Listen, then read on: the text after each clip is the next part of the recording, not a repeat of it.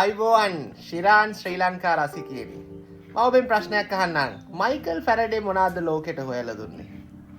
Michael ෆැරඩේගේ සොයා ගැනීම නැත්තම් අද ඔබ මේ වෙනකොට මොනවා කරනවද කියලා හිතා ගන්නත් බෑ. මයිකල් ෆැරඩේ මෙන්න මෙහෙම කතාවක් කියනවා. යම් දෙයක් සබහාදාමේ නියමයන්ට අනුකූල නම් එය සත්‍යයක් වීමට කොතරම් පුදුම සහගත වුණත් බාධාවක් නැත කියලා. ආදරණීය හිතවතුනි, ඔබේ ජීවිතේ හම්බෙන අලුත් දේවල් හොයාගෙන යන්න ලෝකය වෙනස් කරේ දක්ෂ මිනිස්සු නෙමෙයි, බොහොම අමාරුවෙන් අල්ලන් හිටපු මිනිස්සු. ජීවිතේ හයියෙන් ගැට ගහගෙන අල්ලන් ඉන්න.